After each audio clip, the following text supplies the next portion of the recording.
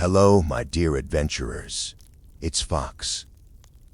Welcome back to our cozy haven, where the whispers of the world fade into gentle echoes, and dreams of magic await.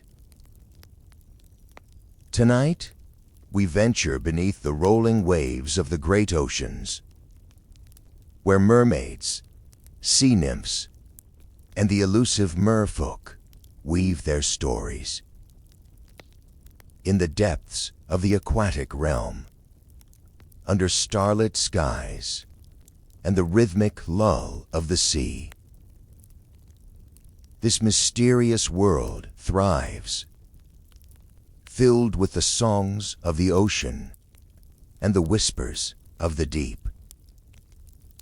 Picture yourself gliding through the underwater gardens of coral and pearlescent caves, where arches crafted from the ribs of sunken ships and adorned with barnacles and sea fans frame your path. The water around you is a canvas of blues and greens, shimmering with the dance of light from above. Every turn reveals a new marvel, from schools of fish darting like silver thorns to leviathans of the deep, all narrating tales of watery adventures and maritime lore. So nestle into your coziest nook and let the hustle of the surface world dissolve into the serene symphony of underwater life. Here, amid ancient shipwrecks and the guiding beams of distant lighthouses, we'll explore tales of adventure between sailors and sea maidens, of secrets whispered by the old ocean, and of the mystical, hidden beauty that dwells beneath the waves. Join me as we dive into the heart of the ocean's enchantment, where every wave and every ripple holds a story of the deep, timeless allure of the sea.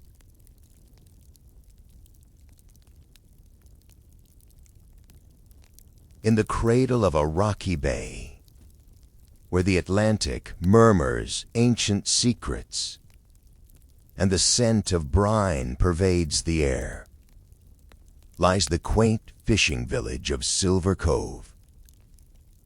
Its weathered houses, with peeling paint and salt-encrusted windows, cluster tightly on the sloping hills that overlook the harbor. Narrow lanes meander through the village, like the tangled nets of the fishermen, telling tales of the sea as old as time itself. Peter, the young lighthouse keeper, was a solitary figure against the vast expanse of the ocean. His hair, tousled by the wind, carried the hue of the stormy skies, and his eyes mirrored the deep and tumultuous gray of a swelled ocean.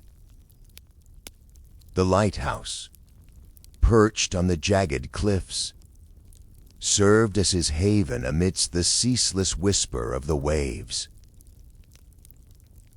One dusky evening, as twilight cast its velvet cloak over Silver Cove, draping shadows that danced like spirits along the old stone walls, Peter took his routine walk along the jagged coastline. His path, a familiar trace etched into the landscape of his life, led him beyond the village's edge to a hidden inlet. The inlet was a secret slice of the bay, carved by time and tides, and shadowed by towering cliffs that loomed like ancient sentinels.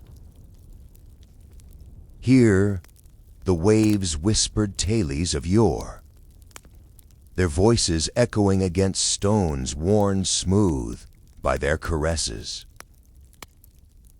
It was a secluded spot, known only to him, where the cliffs parted to reveal a cove, cradled by ancient rocks, gnawed like the teeth of some leviathan.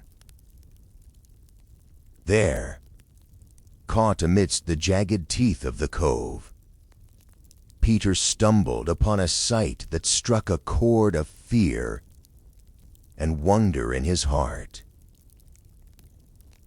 Trapped among the rocks, bathed in the silver glow of the moon, was Seraphine, a mermaid whose scales shimmered in hues of sapphire and emerald. Her hair flowed around her like the dark waters of the deep, and her eyes were like pools of moonlit water, reflecting the sorrow of the sea. O kind soul, free me from these cruel rocks, and I shall grant thee a wish most dear, Seraphine sang. Her voice, a melody that swayed with the tides, was imbued with the enchantment of the ocean depths. Peter found himself staring into the cerulean depths of Seraphine's eyes. Within them, he saw the reflection of the tumultuous ocean heart, as well as its serene depths. He had grown up on tales spun by weathered sailors, stories of mermaids and sirens, creatures both beguiling and perilous. Yet, as he stood before Seraphine, her tail caught among the jagged rocks like shards of dark crystal, his skepticism wavered. The moon, a pale guardian aloft, cast its silvery light over her. She was a vision from the deep, both eerie and ethereal. How did you come to be trapped in these unforgiving rocks? Peter's voice trembled slightly with the cold ocean breeze that tugged at his coat.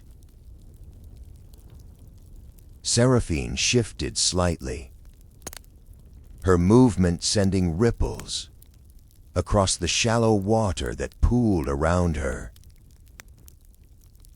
It was during the last storm, she began, her voice carrying the lilting cadence of the distant tides. I ventured too close to shore, drawn by the beacon of your lighthouse. The waves were deceitful, pulling me in with their swirling dance, and before I knew it, the rocks had ensnared me. Peter shook his head lightly in disbelief, feeling compassion towards the creature who'd fallen victim to the ocean's treachery. Hold fast, Seraphine, he whispered. I shall return to set you free. Each night thereafter, under the cover of stars, he returned with tools taken from his grandfather's old shed. He worked by the light of a lantern, chipping away at the rocks that held Seraphine captive, his actions setting a rhythm that matched the beating of the waves. With every visit, as fragments of rock fell away, their bond deepened. Seraphine, her voice a balm to the salt-stung air, sang of the wonders beneath the waves. There are valleys below, as vast as the ones you roam above, where the coral towers stand guard over the pearl-paved streets, and creatures of unimaginable beauty danced beneath the sea's verdant canopy. Peter, his face lit by the soft glow of the lantern, listened, captivated. "And what of the creatures?" he asked one night, pausing in his labor to wipe the sweat and sea spray from his brow. Serafini smiled, a gesture that lit her face with otherworldly grace. "There are beings of every shape and hue, from the tiny seahorses that helm the currents like proud steeds, to the great leviathans, whose songs are the foundation of our law. And there are those like me, who sometimes dare to breach the boundary between our world and yours." The stories spun between them, carrying them through their nightly meetings. Peter, with each rock removed, felt as though he was peeling back the layers of a legend, discovering truths as vast as the ocean itself. "Tell me, Seraphine, of a time you remember most fondly from your world," Peter murmured one evening, his tools laid aside, as he settled beside her on the damp sand, his gaze lost in the dance of the lantern light across her scales. The mermaid's gaze turned toward the stars that mirrored the constellations of her underwater realm. "It was during the festival of the tides," she recounted, her voice a whisper, meant only for Peter. "Our city was aglow with bioluminescent lights, every street and path ablaze with living lanterns.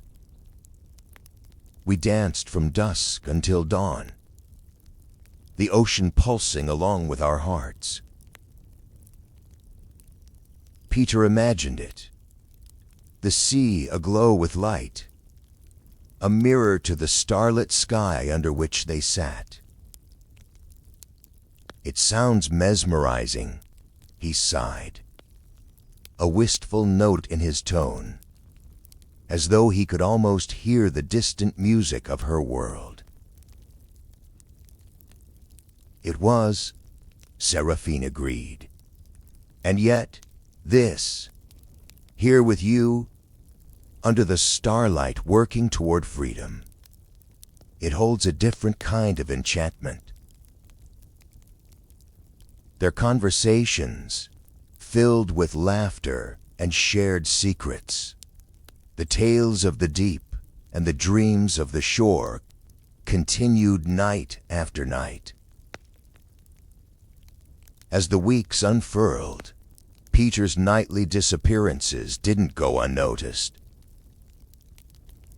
The villagers of Silver Cove began to murmur with concern and superstition. "Peter's been ensnared by a siren's spell," they said, their words twining like sea foam among the nets and creaking docks. But under the cloak of night, Peter continued his clandestine visits to the hidden inlet, where Seraphine, beautiful as she was perilous, waited among the rocks, her form casting a spell of iridescence on the jagged stones that held her captive. Each crack of the chisel against the rocks echoed like a secretive whisper against the backdrop of the roiling ocean. "Why risk everything for me?" she asked during one of their nocturnal meetings. Peter, with a shadow of a smile, continued his work and responded softly, "Because, in the whispers of the tide, I heard a chance to write a different ending," he said, his tone tinged with a hope that felt as vast as the ocean itself. One stormy night, the sound of the sea's roar was more than a mere force of nature. It was a warning. As Peter worked fervently, Seraphine's voice, usually calm and logic, carried an urgency that trembled like a tempest-tossed ship. "Once I am freed, my kin will rise, drawn to the songs I sing. They long to reclaim the breath of the land and pull the roots of this cove into the embrace of the waves. Why tell me this? Why risk your chance at freedom?" Peter's voice was strained, torn between the lure of the deep and the depth of his feelings. Seraphine's gaze met his. "Because in your eyes, I see a world as vast and endless as the one I sing of," she confessed. "I cannot bear to bring it to ruin." Peter, faced with a decision that could change the destiny of his home, made his choice. "I will free you, but you must promise to lead your kin away, to sing a song of peace and forget this cove. Such a wish carries the weight of the ocean." She sighed, her gaze shimmering with the tumult of the storm. "But for you, I shall try."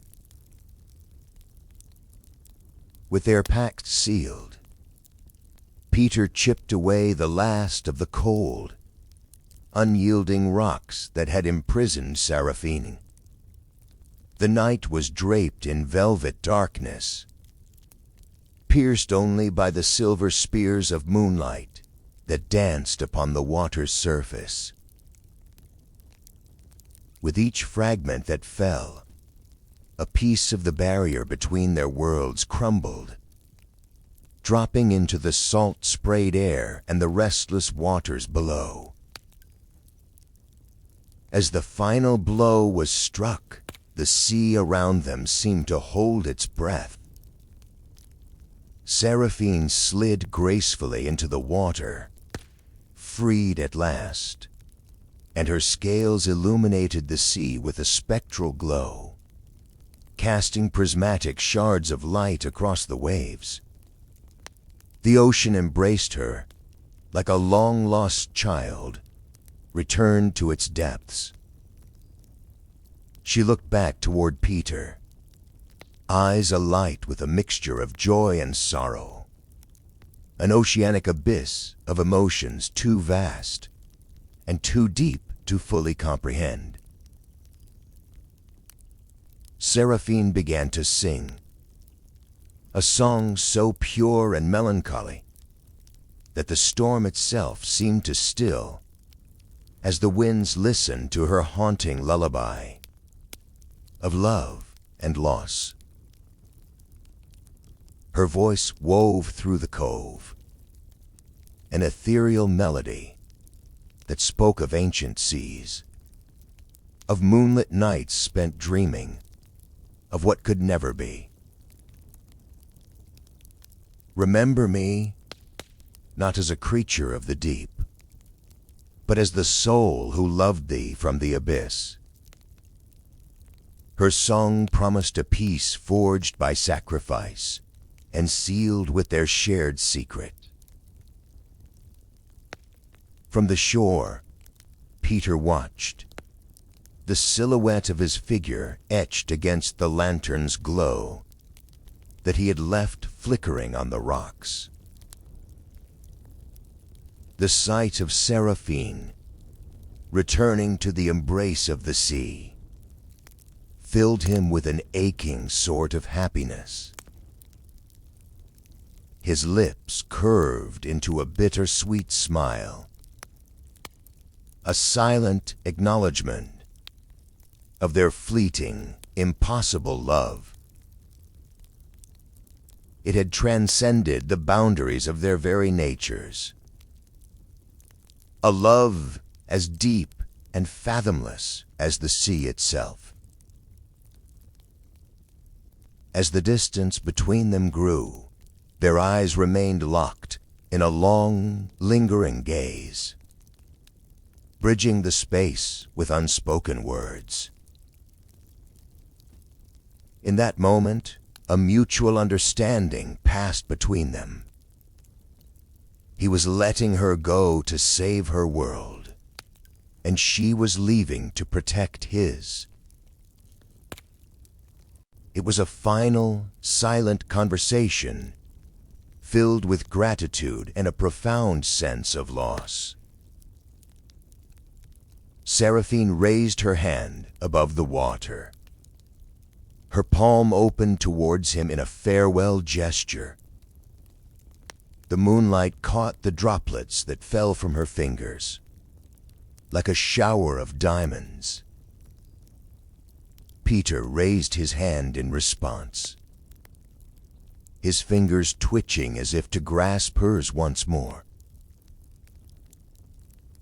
With a final, graceful dive, Seraphine disappeared beneath the waves, leaving behind the echo of her song and the memory of her eyes,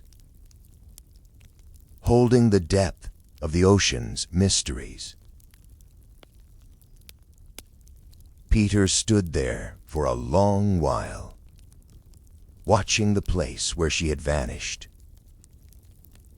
feeling both the weight of loneliness and the lightness of having loved something so extraordinary in the heart of Silver Cove, where the sea murmurs its endless stories.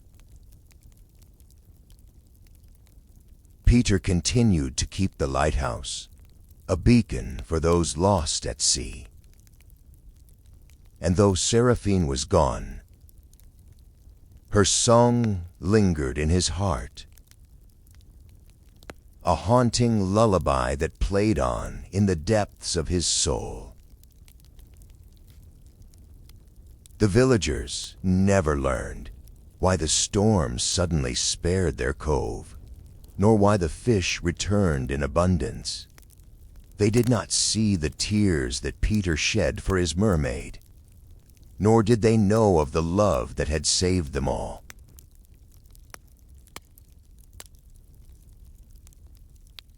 Once every century, the skies above the Elysian waters witness a rare celestial phenomenon, the blood moon. It casts an eerie, crimson glow upon the world below, and long-buried truths rise again. It was during one such night that Céline, a mermaid celebrated for her ethereal grace and captivating song, found herself ensnared by the moon's mystic power. Though it was forbidden among her people to breach the surface waters, her curiosity could not be restrained. As the blood-red light washed over Céline, her shadow, deep and stark against the seafloor, began to tremble. And then, silently, it slipped away into the abyss, drawn by a force as ancient as the sea itself. Feeling the immediate loss, the mermaid's limbs became stiff, and her once melodious voice was now just a ghostly whisper.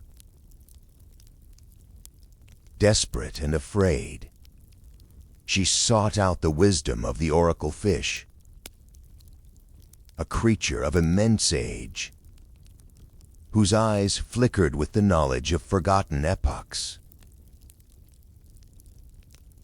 His lair was in a part of the ocean so deep and untouched that it seemed a world away from the vibrant coral kingdoms of the upper waters. Oracle, the blood moon has taken my shadow. Without it, I am incomplete, Selene explained, her half-stolen voice echoing strangely in the dark, water-filled cavern. The path you seek, the oracle intoned with a deep rumble, is fraught with ancient truths, hidden in the depths where the light of your kind does not reach. Seek the abyss of souls, but beware, for the truths there are as vast and terrifying as the great leviathans of old.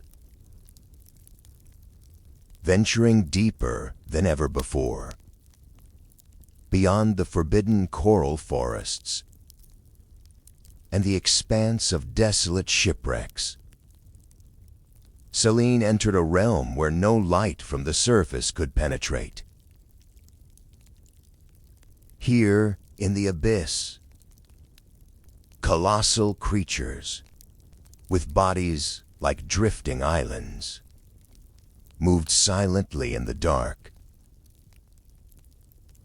Blind fish, with luminous tendrils, led her further into the depths, their eerie lights the only guide in the oppressive darkness. As she approached the heart of the abyss of souls, Selene encountered her shadow among a swirling mass of others, lost and untethered from their owners. It pulsed with a strange energy, and as she reached out to it, the ancient truths of the abyss began to reveal themselves. Her shadow spoke in whispers that filled the water around her. We are born of the ancient depths, remnants of a dark cosmos. Here lies knowledge of the horrors that sleep beneath the seabed, entities that dream of the ocean's demise. We shadows guard these secrets, meant to keep the balance between the known and the unknowable. Shaken, but resolute, Selene embraced her shadow, and with it, the chilling truths of her existence. As they merged, a vision of the vast, slumbering entities filtered through her mind. Creatures so immense and alien that their mere presence twisted the waters around. She saw how the merfolk, her people, were but flickers of light above an abyss of endless dark. Their existence delicately poised on the edge of these ancient, dreaming horrors. With her shadow reclaimed, Selene's grace and voice returned. But they were changed, imbued now with a somber depth. As she ascended back to her coral home, the cozy familiarity of the reef was tinged with the newfound knowledge of the darkness below.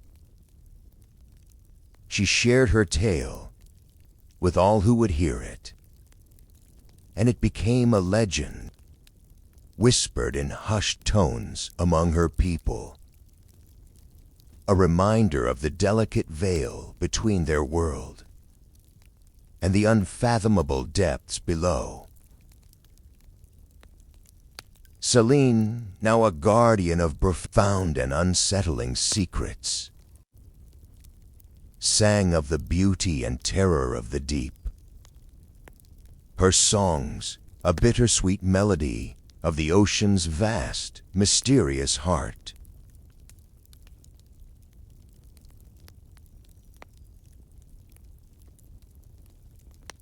In a secluded corner of the ocean,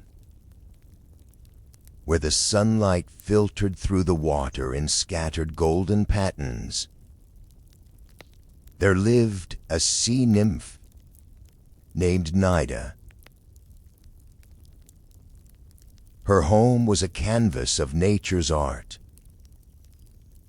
From the lush, waving kelp forests to the vibrant, bustling coral reefs, she spent her days flitting through this underwater paradise, her laughter mingling with the bubbly whispers of the sea. Yet, for all the beauty around her, Nida's world was a blur. Her eyes, as blue as the deepest trench, could hardly tell a shark from a dolphin. Once, with a cheerful wave and a bright smile, she had swum right up to a bemused shark, mistaking its sleek, dangerous form for a frolicsome dolphin. Each time, her naive charm disarmed even the ocean's fiercest, and she'd swim away unscathed, her laughter echoing behind her. But Nida knew well that her luck was bound to run out eventually. Determined to see the world as it truly was, she decided to seek out Cornelius Crabbe, a master craftsman whose fame and inventions had reached even the distant, echoing chambers of whale songs. Legend spoke of his workshop, said to be nestled in the remains of an ancient shipwreck, a place both marvelous and mysterious, and protected by the curious and sometimes fearsome creatures of the deep. Nida set off on her journey, venturing deep into unmarked waters, guided only by her determination. The first challenge came unexpectedly when she swam too close to a cluster of electric eels, mistaking their luminous, crackling arcs for the twinkle of buried treasure. With a graceful twist of her tail, she dodged a web of electric shocks, the bolts lighting up the water around her with a ghostly glow.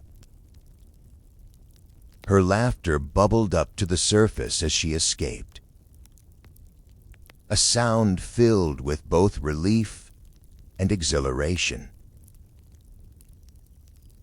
Laughing off the shock, she continued, more cautious but still determined. Nida then blundered into a dangerous bed of sea urchins, their spiky silhouettes obscured by the murky shadows. A wise old turtle, with a shell weathered like the sunken timbers of a pirate ship, noticed her predicament. With patient, gentle nudges, he guided her through the perilous patch, his old eyes twinkling with amusement. In gratitude, Nida presented him with a handful of sea pearls, their lustrous sheen a pale light in the deep. Follow the currents that swirl by the old mariner's beacon, and there you'll find what you seek, the turtle advised. in a voice as deep as the ocean trenches. Upon arriving at the sunken shipwreck, Nida squinted to take in the majesty of the space. The shipwreck itself was a cathedral of the deep, its wooden ribs covered in a kaleidoscope of corals and swathed in curtains of swaying sea vines. Schools of tiny, iridescent fish darted through the hollows like fleeting thoughts. At the heart of this underwater sanctuary, she found Cornelia's crab, laboring over a particularly stubborn pair of spectacles, with a precision that seemed both comical and endearing in his scrappy pincers. "What do we have here?" "A nymph in need of clearer sight, it would seem," Cornelius exclaimed, his eyes magnified comically through the lenses he was inspecting. He invited Nida into his cluttered workshop, where every surface was strewn with the artifacts of his craft. Shells converted into spectacle cases, sand dollar dials, and the pearlescent sheen of abalone, decorating the handles of his tools. Cornelius tried one oversized pair after another, each making neither look more like a curious sea creature peering through a porthole.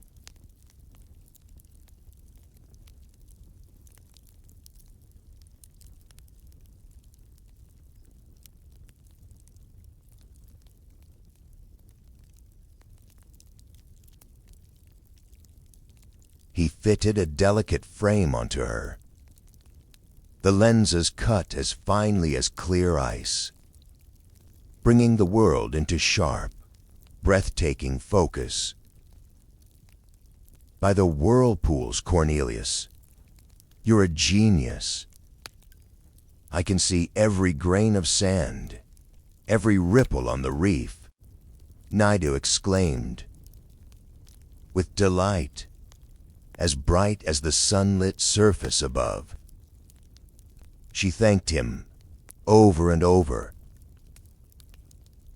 until he waved her away fondly, returning to his strange craft with a new clarity and a world bursting into serene life before her eyes. She swam back through the ocean's layers, each creature and plant now a vivid portrait of color and life. Near the surface, Nida encountered a ship with sails billowing like the gills of a mighty fish. Curious, she approached and found herself face to face with a crew of rugged pirates, momentarily staggering both parties. But her fearlessness and obvious curiosity piqued the interest of the pirates, who were more accustomed to mermaids fleeing than engaging. "Sea maiden, what brings ye above these treacherous waters?" called the captain, his voice as rough as the salty wind. "Neither, never having seen a human," responded. "Just testing my new spectacles, crafted by the finest artisan below the waves. Can you believe I once mistook a shark for a dolphin?" The pirates laughed heartily, and the captain, amused and charmed, invited her aboard for a feast. Nida, in turn, shared stories of the deep, describing creatures and sights no human had ever seen. The pirates, who navigated by stars and compass, listened in awe to tales of underwater cities, glowing with wondrous light, and gardens of long-buried secrets that stretched like underwater meadows. As Nadia returned to her undersea realm, her new glasses brought more than clarity. They brought connection. Stories of her adventures flowed like the tides, warming the hearts of all who heard them. She became a beloved figure, a sea nymph who could see the intricacies of the ocean's heart as clearly as a sailor can chart the stars. Her new vision allowed her to uncover wonders hidden from the unaided eye. Tiny seahorses weaving through the waving seagrass, bashful octopuses disguising themselves in colorful coral gardens, and shy crabs performing moonlit dances on the sandy floor. Each discovery was a story shared, and each story became a thread woven into the rich tapestry of ocean law. As we close tonight's journey through the mysterious depths of the ocean and the shimmering realm of mermaids and sea nymphs, I hope you felt transported to a world where each bubble of the sea and gentle current speaks of ancient, tranquil beauty. Good night, my friends. May your dreams be filled with the moonlit ocean and the vivid coral gardens, where the paths beneath the waves promise timeless tales of enchantment and allure just waiting to be rediscovered. Let the sea envelop you in its strange magic and the peaceful calm of the deep, until the dawn gently awakens you once more.